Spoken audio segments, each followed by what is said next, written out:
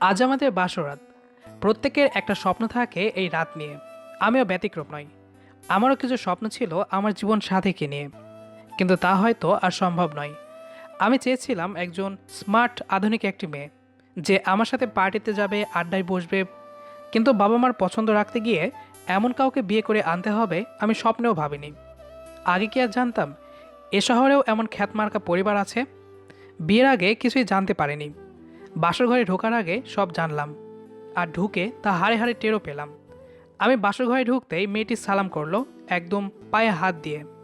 আমি একদম হতভম্বের মতো দাঁড়িয়ে রইলাম। মনে মনে ভাবছি, এ কেমন কথা? বাসরাতে কি স্বামীকে কেউ পায়ে হাত দিয়ে সালাম করে? এই, কি করছো? এভাবে পায়ে হাত দিয়ে সালাম করছো কেন? এমন খ্যাত কি আদৌ আছে? আপনি এভাবে বলছেন কেন? তো একটা খ্যাতকে কিভাবে বলবো আমি? এরপর মেয়েটা আর কিছুই বলতে পারল না। সে হয়তো মনের ভুলেও চিন্তা করেনি যে এমন একটি বাক্য তাকে বাসরাতে আমার কাছ থেকে শুনতে হবে। আমি স্পষ্ট দেখতে পেলাম মেয়েটা চোখ থেকে দুই ফোঁটা পানি মেঝেতে গড়িয়ে পড়ছে। সে কোনো তর্ক না করেই বলল, আমি তো নতুন, কোথায় কি রাখা আছে জানি না। যদি জায়নামাজটা বের করে দিতেন। আসলে এত ঝামেলার মধ্যে এশারের নামাজটা পড়া হয়নি। এখন কি কেউ নামাজ পড়ে? আর এই রাতে কি শুরু করছো কি, হ্যাঁ? প্লিজ জায়নামাজটা খুঁজে দিন, নইলে যে আমার ঘুমটাই হবে না। আমার ভিতরটা জ্বলে পড়ে যাচ্ছে। আমার সঠিক জ্ঞান হওয়ার পর ইচ্ছাকৃতভাবে আমি কখনোই নামাজ কাজা করিনি। মেয়েটির কথা শুনে যেন আমি অবাক হয়ে গেলাম। আমি শুক্রবারই নামাজ পড়ি, তাও আবার মায়ের বকা শুনে। আর সে কিনা কখনো নামাজ কাজাই করেনি। আমার মনে মনে মেয়েটির প্রতি একটু মায়া হলো। আমার আলমারির ভেতরে জায়নামাজ ছিল, 2 ঈদে ব্যবহার করা হয়, তাছাড়া এর ব্যবহার নেই বললেই চলে। তাই তাকে বের করে দিলাম, আর বলে দিলাম, আমাকে একদম নামাজের কথা বলতে আসবে না, আর এটা নিয়ে কানের কাছে প্যান প্যানও করবে না। চলুন না একসাথে নামাজ পড়ি। এই মেয়ে, সমস্যা কি তোমার? একবার না করছি না? না করার পরেও আবার বলছো কেন তুমি? আমার কাজ দিনের দাওয়াত দেওয়া, আর হেদায়েতের মালিক আল্লাহ। এত কথা না বলে নিজের কাজ করো। সে নামাজ পড়ছে, আর আমি খুব মনোযোগী হয়ে দেখছি। দেখতে দেখতে আমার পরিচয়টা দিয়ে দিই। আমি তানভীর। আমি একটা ভালো কোম্পানিতে জব করি। আমি বাবা মায়ের একমাত্র সন্তান। এতক্ষণ যার সঙ্গে কথা বলছিলাম সে হচ্ছে আমার স্ত্রী। যাই হোক, অনেক আলাপ পরিচয় হলো, এবার গল্পে ফেরা যাক। স্ত্রীরা দেরি করে স্বামীর জন্য, আর আমি কিনা অপেক্ষা করছি বউয়ের জন্য। কত স্বপ্ন ছিল, মাস্তি করব নিজের বিয়েতে। অনেক লোকজন, আমার বন্ধুবান্ধবী, অফিসের কর্মচারী, আরও অনেকে আসবে আমার বিয়েতে। কত পরিকল্পনা ছিল, কিন্তু সেটা সব বন্যার পানির মতো ধুয়ে নিয়ে গেল। বিয়ে হলো, অথচ বউ কেউ দেখলো না। লোকজনও বেশি ছিল না, কাজী আর বাবা চাচারা ছিল। আরে হ্যাঁ, বউয়ের মুখ আমিও এখন পর্যন্ত দেখতে পারলাম না। এ কেমন বিচার? সেই যে কচুকাটা এসে মুখে ঘোমটা দিয়ে আছে, আর তোলার খবরই নেই। মেয়েটা পারেও বাবা। যদি সুন্দর হয় তবে আমার বন্ধুদের কাছে দেখাতে নিয়ে যাব, আর ওদের জ্বালাতন করে আসব। কিন্তু শুনেছি বউ নাকি পর্দা করে। আমার বন্ধুদের সামনে তো দূরের কথা, আমার 2 বছরের ছোট খালাতো ভাইয়ের সামনেও নাকি মুখ বের করবে না সে। এ আবার কী ধরনের খ্যাত মাইরি? আমার মনে মনে প্রচণ্ড রাগ হচ্ছে মেয়েটার ওপর। তারপর আমি মেয়েটির ডাকে চিন্তার জগৎ থেকে বাস্তবে ফিরলাম। এতক্ষণে সেই ঘোমটাটা আর সামনে নেই। আমি তার দিকে তাকিয়ে আছি অপলক দৃষ্টিতে। কেমন যেন অদ্ভুত মায়ে পড়ে গেলাম মুহূর্তের মধ্যে। চোখে কি মায়া! যেন অতল সমুদ্রে আমি একখণ্ড পাথর হয়ে ডুবে চলেছি তার গভীর তলদেশে। শত চেষ্টা করেও যেন সেই মায়াকে উপেক্ষা করতে পারছি না আমি। এরপর মেয়েটি লজ্জায় চোখ সরিয়ে নিল, আর সব কিছু যেন ঘটে গেল মুহূর্তের মধ্যে। আমার কাছে যেন মনে হচ্ছে যুগ যুগ হলো ডুবে চলেছি সেই অতল গহ্বরে। আমি তার মুখের দিকে তাকিয়ে বুঝলাম পূর্ণিমার একখণ্ড চাঁদ যেন আমার ঘরে চলে এসেছে। আমি তার রূপের বর্ণনা লিখে প্রকাশ করতে পারবো না। এর মধ্যেই সে খাটে এসে বসে পড়ল। আমি খাটে গিয়ে তার সামনে বসলাম। হাতটা যে স্পর্শ করতে যাব অমনি ও বলে উঠল, খবরদার, আমার কাছে স্বামীর অধিকার খাটাতে আসবেন না। কেন? কি হলো আবার? বেনামাজির সাথে আমার কোনো সম্পর্ক থাকতে পারে না। তাহলে তোমার আগে বোঝা উচিত ছিল। এখন এই মুহূর্তে তুমি এসব বলছো কেন? শান্ত সুরে কথা বলছি বলে ভাববেন না আমি দুর্বল। আর রাগ আল্লাহ তাআলা হারাম করে দিয়েছেন, তাই আপনিও সংযত হন। আর আমার সকল পছন্দ আমার বাবা মার। তারা যেখানে বিয়ে দিবেন আমি সেখানেই রাজি। প্রথমে আপনার সাথে বিয়ে দিতে মোটেও রাজি ছিল না তারা। আর আপনার বাবা মা আমাকে পছন্দ করেছে, আর তাদের জোড়াজুড়িতেই বিয়ে দিতে বাধ্য হয়েছে আমার বাবা মা। আপনার বাবার বন্ধু আমার চাচা, চাচাও বাবাকে বলেছিলেন যেন বিয়ে দিয়ে দেয়, তাই এই বিয়েটা হয়েছে। আমারও পছন্দ বাবা মার হাতে, তাই আপনাকে না দেখে না জেনেই রাজি হয়ে গেছি। তো এখন আপনি কি চাচ্ছেন? আমি চাই আমার স্বামী আল্লাহর রাস্তায় আসুক। আমি রসুলের সুন্নাত তার শরীরে দেখতে চাই। আমি কিছুই বুঝতে পারলাম না, শুধু ভাবছি এই আধুনিক শহরে এমন বউ কি আদৌ আছে? হয়তো আমি এর যোগ্য না। কি ব্যবহার, কি সুন্দর কথাগুলি, কি নিষ্পাপ চাউনিগুলো। আমি সত্যি তার সাথে বেমানান। আমি ভাবনার জগৎ থেকে বেরিয়ে এসে খাট থেকে নেমে গেলাম। তার কথাগুলোর অর্থ কিছুটা হলেও বুঝতে পেরেছি আমি। তারপর আমি মেঝেতে বিছানা ঠিক করে শুয়ে পড়লাম। মেয়েটিও শুয়ে পড়েছে। তার সব কথাগুলো ভাবতে ভাবতেই আমি ঘুমের কোলে ঢলে পড়লাম। কিছুক্ষণ পর হঠাৎ কারো কান্নার আওয়াজে আমার ঘুমটা ভেঙে গেল, কিন্তু ঘুমের ভাবটা এখনও আমার চোখে লেগেই আছে। তারপর আমি ঘড়ির দিকে তাকিয়ে দেখি রাত 3:30। এত রাতে কে আবার ফুপিয়ে কান্না করে? একটু উঠে বসার পর দেখতে পেলাম এ আর কেউ নয়, সে হচ্ছে আমার বউ। জায়নামাজে বসে অযোধ্যার বর্ষণ করছে সে। সে আমাকে দেখতে পাবে ভেবে আমি আবার ঘুমিয়ে পড়ার ভান করলাম। একটু পর তার কান্না থেমে গেল। কিছুক্ষণ পর ফজরের আজান হলো। এই যে শোনেন, ফজরের আজান দিয়ে দিয়েছে, নামাজে যান। পারবো না, খুব ঘুম পেয়েছে আমার। জেগে আছি, তবুও কথাটা বললাম। দেখুন, নামাজ প্রত্যেক মুসলমানের জন্য ফরজ। নামাজ না পড়া অনেক বড় ধরনের একটা গুনাহের কাজ। দেখো, এত জ্ঞান দিতে এসো না তো, যাও নিজের কাজ করো। মেয়েটি আর কথা না বলে বাইরে চলে গেল। আমি মনে মনে নিজেকে বলছি, এমন না করলেও পারতাম। কি এমন হতো তার কথা শুনলে? এরপর সকাল সকাল সুলতানা চা নিয়ে হাজির। ওহ, আপনাদের বলতেই ভুলে গেছি, আমার বউয়ের নাম সুলতানা। সুলতানা পাশের টেবিলে চা রেখে চলে গেল। ফ্রেশ হয়ে এসে চাতে মুখ দিতেই বুঝলাম এটা মায়ের হাতের না। মায়ের হাতে চায়ের স্বাদই যেন অন্যরকম, যা অন্য কারোর সাথে তুলনা চলে না। তবে এটাও যেন কম যায় না। তার আরও একটি গুণের দেখা মিলল এখন। হঠাৎ মা এসে বলে গেলেন বিকালে সুলতানাকে নিয়ে একটু বাইরে যেতে। নতুন পরিবেশ, একটু বাইরে গেলে ভালো লাগবে। আর এখন খেতে আই। ঘর থেকে বেরিয়ে দেখি বউ আমার অপেক্ষায় বসে আছে। আমি টেবিলে বসে পড়লাম। বউ ভাত তরকারি প্লেটে তুলে দিচ্ছে। মা বাবা ছোট বোন আগে খেয়ে আমাদের জন্য রেখে গেছে। আমি সুলতানাকেও ভাত নিতে বললাম। সে নিজের প্লেটেও ভাত নিল। আমি তার প্রথম খাওয়া দেখব, এই লোভ আর আটকে রাখতে পারলাম না। আমি তার দিকে অপলক দৃষ্টিতে তাকিয়ে আছি, এই আশায় যে কখন সুলতানা প্রথম এক লোকমা খাবার মুখে দেবে। কিন্তু আমার আশা ব্যর্থ করে আমাকে বলল, শুরু করেন। আমি আর কোনো কথা না বলে চোখ নিচের দিকে রেখে খাবার মুখে দিলাম। বইয়ের দিকে তাকিয়ে দেখি মুচকি মুচকি হাসছে আর ভাত খাচ্ছে। মনে মনে বলছি, এই বেটি আমার মনের কথা জানতে পেরে হয়তো এমন কাজটা করে ফেলল। পুরাই কচু কাটা। বিকেলবেলায় বের হব বলে তাগাদা দিলাম সুলতানাকে। আমি একটা পাঞ্জাবি পরেছি, এমন সময় সুলতানা রেডি হয়ে বেরিয়ে আসছে। কালো কুচকুচে একটা বোরকা পরেছে, কালো হিজাব, পায়ে মোজা। সেই মায়াবী চোখ দুটো ছাড়া আর কিছুই দেখা যাচ্ছে না তার। বোঝাও যাচ্ছে না ভেতরে মানুষ নাকি অন্য কিছু। শুধু চোখের দিকে তাকিয়েই আমি আবারও যেন ডুবে যাচ্ছি সেই অতল সাগরে। এভাবেও যে ওকে এত সুন্দর লাগে আগে খেয়ালই করিনি। তারপর আমি ভাবনার জগৎ থেকে বেরিয়ে এলাম বউয়ের কাশির শব্দে। এহেম এহেম, যাবেন নাকি? এভাবে তাকিয়ে থাকবেন? হ্যাঁ চলো। এর আগে মেয়ে মানুষ দেখেননি নাকি? হাঁ করে তাকিয়ে আছেন যে। না মানে দেখেছি, তবে এভাবে না। আর দেখার চেষ্টাও করবেন না। এখন চলুন, আমার পছন্দের জায়গায় যাব। তারপর আমি মাথা নাড়িয়ে সম্মতি দিলাম। এরপর সুলতানা একটা চশমা পরে আমার পিছু পিছু আসতে লাগলো। মনে মনে ভাবছি সব কিছুই নিয়ে এসেছে নাকি। অতপর মাকে জানিয়ে আমরা বেরিয়ে পড়লাম। সুলতানার কথা অনুযায়ী একটা মাদ্রাসার কাছে আসলাম। পাশে দেখলাম এতিমখানা, তার আরেক পাশে খাবারের হোটেল। জায়গাটা সত্যি অনেক সুন্দর।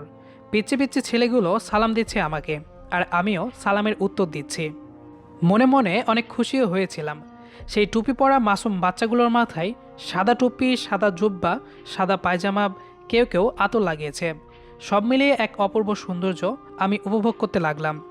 আমি একটু আগেও আতরের গন্ধ সহ্য করতে পারতাম না, কিন্তু এখন এই আতরই লাগাতে ইচ্ছে করছে আমার। এত সুন্দর সেই গন্ধ যা বলে বোঝানোর ক্ষমতা আমার নেই। বাড়ি থেকে এই মাদ্রাসায় আসতে 10 মিনিট সময় লেগেছিল আমার। আর এখানে যে এত মাধুর্য লুকিয়ে আছে সেটা আমার জানা ছিল না। তাই হয়তো কবি বলেছেন, দেখিতে গিয়েছি পর্বতমালা, দেখিতে গিয়েছি সিন্ধু, হয় নাই দু চক্ষু মিলিয়া, ঘর হতে শুধু দুপা ফেলিয়া, একটি ধানের শীষের ওপর একটি শিশির বিন্দু। কিছুক্ষণ পর আমাকে হোটেল থেকে কিছু খাবার কিনে আনতে বলল সুলতানা। তারপর আমি আমার সাধ্যমতো কিছু কিনে নিয়ে আসলাম। খাবারগুলো সুলতানার হাতে তুলে দিতেই সে চলে গেল সেই পিচ্চিদের কাছে। সবাইকে অল্প অল্প করে খাবার দিচ্ছে, আর পিচ্চিগুলো আনন্দের সাথে সেইগুলো খাচ্ছে। নিজের অজান্তেই এক চিলতে হেসে নিলাম আমি। হঠাৎ আজানের শব্দ ভেসে আসলো আমার কানে। এই মুহূর্তে এত সুন্দর লাগছিল যা প্রকাশ করার মতো শব্দ হয়তো আমার জানা নেই। এমন সময় সুলতানা এসে ডাক দিল যেন তাড়াতাড়ি বাড়ির দিকে রওনা দেই। আমি আজানের শব্দে এতটা মন্ত্রমুগ্ধ হয়ে গিয়েছিলাম যে অন্যদিকে কোনো খেয়ালই ছিল না আমার। সুলতানার কথায় সায় দিয়ে তাকে রিকশায় তুলে দিয়ে বললাম, তুমি যাও, আমি একটু কাজ সেরে আসি, প্লিজ কিছু মনে করো না। অতঃপর আমি সুলতানাকে রিকশায় তুলে দিয়ে মাদ্রাসার ভেতরে উকি দিয়ে দেখি সেই পিচ্চুগুলো নামাজ পড়ছে। এত সুন্দর সেই দৃশ্য যদি কেউ দেখে থাকেন তবে বুঝতে পারবেন। আমি আর থাকতে পারছিলাম না। এত ছোট ছোট মানুষ এত সুন্দর করে নামাজ আদায় করছে, আর আমি এত বড় হয়েও নামাজের সেই সৌন্দর্যটাকে আঁকড়ে ধরতে পারলাম না। তাই আমি মন দিয়ে নামাজ পড়া দেখতে থাকলাম। তাদের সামনে পড়লে খুব লজ্জিত হব, এই ভয়ে সালাম ফেরার সাথে সাথে আমি বাড়ির দিকে রওনা দিলাম। তখনও চোখের সামনে সেই নামাজ পড়ার দৃশ্য ভাসতে লাগলো। বাড়িতে এসে কোনো কিছু না বলে সুলতানাকে ডাক দিলাম। মা বলল ঘরে আছে। ঘরে গিয়ে সরাসরি তাকে বললাম, আমি কিভাবে ইসলামের পথে আসব, আমাকে একটু তুমি বলে দেবে? আমি হয়তো বড় দেরি করে ফেললাম, আল্লাহ কি আমাকে মাফ করবেন? হ্যাঁ, অবশ্যই। আল্লাহর কাছে খাঁটি মনে তওবা করলে আল্লাহ সকল গুনাহ মাফ করে দেন। আপনি সেই মাদ্রাসার বড় হুজুরের সাথে কথা বলে দেখুন, নিশ্চয়ই তিনি কোনো রাস্তা দেখিয়ে দেবেন। সেভাবে কাজ করলে ইনশাল্লাহ আপনি ইসলামের শীতল ছায়া অনুভব করতে পারবেন। হ্যাঁ, আমি অবশ্যই যাব। তোমার সাথে অনেক খারাপ ব্যবহার করে ফেলেছি, সত্যি আমি অনুতপ্ত। তুমি আমাকে মাফ করে দাও। ছি ছি, আপনি এসব কি বলছেন? আপনি আমার কাছে মাফ চাইছেন কেন? আল্লাহ আপনাকে যে সঠিক পথ দেখিয়েছে এতেই অনেক। আল্লাহ আপনাকে কবুল করুক। ধন্যবাদ আমাকে সেই মাদ্রাসায় নিয়ে যাওয়ার জন্য। আমি আর কোনো কথা না বাড়িয়ে টুপি নিয়ে মাদ্রাসার উদ্দেশ্যে বেরিয়ে পড়লাম। মাদ্রাসায় পৌঁছে দেখি সবাই কোরআন পড়ছে। আবারও যেন হারিয়ে যাচ্ছি সেই মধুর সুরে। একজন হুজুর পড়া নিচ্ছে। আমি সালাম দিয়ে জিজ্ঞেস করলাম, আমি মাদ্রাসার বড় হুজুরের সাথে দেখা করতে চাই। সে পিচ্চিদের পড়তে দিয়ে আমাকে নিয়ে অন্য ঘরে গেলেন। সেখানে আমাকে বসতে দিয়ে বললেন, বড় হুজুর একটু পরেই আসবেন, আপনি একটু অপেক্ষা করুন। এরপর অপেক্ষার প্রহর শেষ হলো। একজন বয়স্ক লোক, মুখে সাদা দাড়ি, চুলগুলো সাদা হয়ে গেছে বয়সের ভারে। আমি বললাম, আসসালামু আলাইকুম। ওয়ালাইকুম আসসালাম। আপনাকে কিছু বলার ছিল, যদি অনুমতি দেন। হ্যাঁ বাবা, বলো কি বলতে চাও? তারপর আমি আমার সম্পর্কে সকল কথা তাকে জানালাম, আর এটাও বললাম কিভাবে আমি দিনের পথে আসব। তিনি আমাকে বললেন, তুমি এক চিল্লা বা 40 দিনের জন্য দিনের পথে বের হও। এরপর তুমি নিজেই বুঝতে পারবে কি করা তোমার উচিত আর কি বর্জন করা উচিত। আমি তার সাথে আরও বিভিন্ন বিষয়ে কথা বললাম এবং সেখান থেকে এশার নামাজ পড়ে বাড়িতে আসলাম। রাতে খাওয়া সেরে বিছানায় ঘুমাতে গেলাম। তখনও বউ বলে দিল, যেদিন আপনি 5 ওয়াক্তের নামাজ জামাতের সাথে পড়বেন সেদিন থেকেই স্বামীর অধিকার পাবেন। আচ্ছা। আমিও তার কথা মেনে নিলাম। অতঃপর আমি মেঝেতে বিছানা করে শুয়ে পড়লাম। মন যেন মানছিল না, তাই এই সপ্তাহে আমি মনে মনে চিল্লায় যাওয়ার জন্য প্রস্তুতি নিলাম। এরপর আমি সব কিছু ঠিকঠাক করে বাড়ি থেকে বিদায় নিয়ে বেরিয়ে পড়লাম দিনের কাজে। 40 দিনের সফর। সেই মাদ্রাসায় একত্রিত হলাম অনেক কয়েকজন। এর মধ্যে আমার কিছু বন্ধুকেও রাজি করাতে পেরেছিলাম। বড় হুজুরের দায়িত্বে আমরা একই গাড়িতে উঠে রওনা দিলাম দিনের খেদমতের উদ্দেশ্যে। আমি অফিস থেকে 40 দিনের জন্য ছুটি নিয়েছিলাম, দিনের পথে নিজেকে নিবেদিত করার জন্য। আর সব কিছু জেনে আমার বসও সাথে সাথে আমাকে ছুটি দিয়ে দিলেন। তাই খুব একটা দেরি করিনি দিনের কাজে বের হতে। যাই হোক, সত্যি বলতে অনেক শান্তি পাচ্ছি মনের ভেতর। অতঃপর আমরা সময় মতো কাঙ্ক্ষিত জায়গায় পৌঁছে গেছি। আল্লাহর রহমতে কোনো সমস্যা হয়নি। বাড়িতে ফোন করে জানিয়ে দেই যে ভালোভাবে পৌঁছেছি। এর মধ্যে দেখতে দেখতে 40টা দিন পেরিয়ে গেল। আমি এখন 5 ওয়াক্ত নামাজ পড়ি, তাহাজ্জুদের নামাজও পড়ি নিয়মিত। সেখান থেকে এই অভ্যাসগুলো তৈরি হয়ে গেছে আমার। দাড়িও রেখে দিয়েছি। এখন নামাজ পড়তে সত্যি অনেক ভালো লাগে। মনের মধ্যে একটা শীতল হাওয়া বয়ে যায়। আজান শুনলে আর মন মানে না, তাই ছুটে যাই নামাজের জন্য। আজ আমরা সবাই বাড়ির উদ্দেশ্যে রওনা দেব। মনের মধ্যে একটা ভালো লাগা কাজ করছে এখন। অনেকদিন পর আবার পরিবারের কাছে ফিরে যাচ্ছি। অতঃপর আমাদের এলাকায় পৌঁছালাম জোহরের নামাজের আগেই। এরপর আমি মাদ্রাসায় জোহরের নামাজ পড়ে বাড়ির উদ্দেশ্যে রওনা দিলাম। বাড়িতে পৌঁছে বাবা মাকে সালাম দিলাম। এরপর তাদের সাথে কথা বলে সোজা ঘরে ঢুকেই সালাম দিলাম বউকে। কিন্তু সুলতানা উত্তর না দিয়েই হা করে তাকিয়ে আছে আমার দিকে।